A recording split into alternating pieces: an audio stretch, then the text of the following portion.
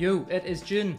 That means it is LGBT Pride Month, and I just want to encourage Christians during this month, don't be a Pharisee. And I've got two ways I think that we as Christians are sometimes tempted to be Pharisees, so I'm going to talk about those, and then at the end, I'm going to tell you my thoughts and opinions on pride, so make sure to stick around for that. The first way that I think we can sometimes be tempted to be Pharisees is that we as Christians can maybe think that we are better than people who are in the LGBT community or who celebrate pride. And that reminds me of a parable that Jesus tells in Luke 18, where he contrasts a Pharisee and a tax collector. He says that these two men go to the temple, and the Pharisee, he prays and he says, God, thank you that I'm not like that tax collector. I give a tenth of everything I own and I fast twice a week. And then the other man, the tax collector, he stands there and he doesn't even look up. He beats his chest and he says, God, have mercy on me, a sinner. And Jesus says that he is the man who's walking away from that place right with God. Because even though the other guy was doing everything right and ticking all the boxes, his heart wasn't right with God. He thought he was better than the other guy, and ironically that stood against him. You see, if you are a Christian, then it is solely by the grace of God that you have been saved, and it is only by his grace, which you didn't earn and you didn't do anything to deserve. It was a free gift to you. It is solely by that grace that you are not taking part in Pride Month. And so you have no right to think you are an inherently better person than them, because if it weren't for the unmerited, undeserved grace of God, then you wouldn't be. I wouldn't be. There's no sin that I wouldn't be capable of if it weren't for the grace of God. And so I have no right, and you have no right, to think that you're better than anyone else. I know it is really easy to do, but don't do it. The second way then that I think we can be tempted to be like Pharisees during Pride Month is that we can be tempted to tell people who aren't part of God's kingdom, who aren't in a relationship with Jesus, we can be tempted to tell them that they must obey what the Bible teaches about sexuality, that they've got to obey the kingdom's sexual ethic. Again, that kind of reflects the heart of the Pharisees, that they were happy to tick the boxes, they were happy to obey all the laws, but their hearts weren't in it. And time again, Jesus said to them, listen, you're near to me with your mouth, but you're far from me in your heart.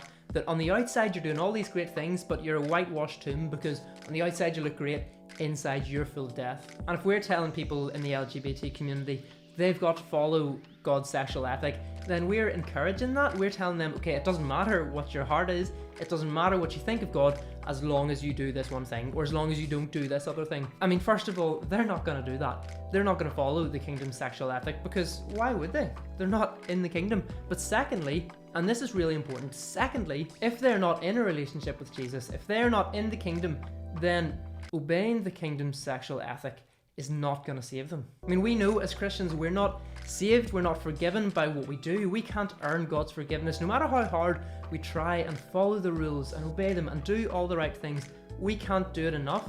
And that's not how we're forgiven. We're forgiven by the completed work of Jesus. That is the thing that puts us in a right relationship with God. And so if someone who was in the LGBT community was to decide, okay, I'm going to spend the rest of my life following this sexual ethic and doing what those Christians say, if they were to do that, but they weren't to actually repent of their sins and come to God and give their life to Him, then it would mean absolutely nothing. It wouldn't count for anything, and that would not save them. Now, once they are a Christian, that is a whole different conversation. It's a conversation for a different video as well. I'm not going to get into it today, but that's a whole other story. Now, finally, what do I think of Pride? Well, I think the Christians shouldn't celebrate Pride, because actually Pride is itself a celebration of things which God says are wrong, and that's not a popular opinion. I don't imagine that if people aren't Christians and they're watching this part of the video, I don't imagine they're particularly going to like that. But I didn't write the Bible, I don't make the rules, it's not my kingdom, it's God's kingdom.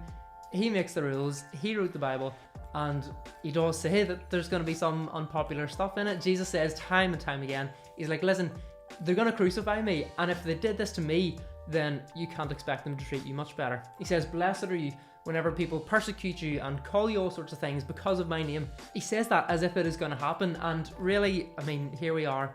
It is going to happen. We're going to be called, as Christians, we're going to be called bigots.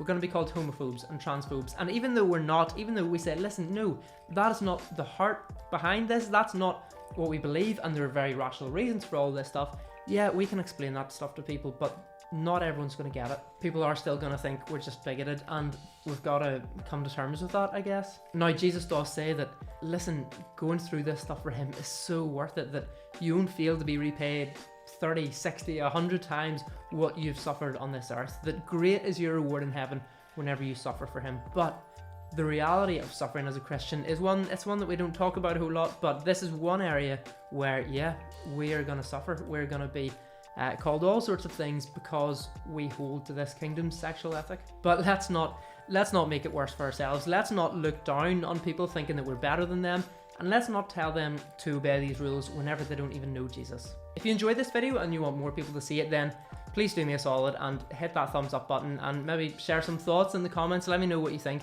That'll help more people to see it, and if you think it's worthwhile, then yeah, that would be great. But thanks for being here. I will see you in the next video. God bless.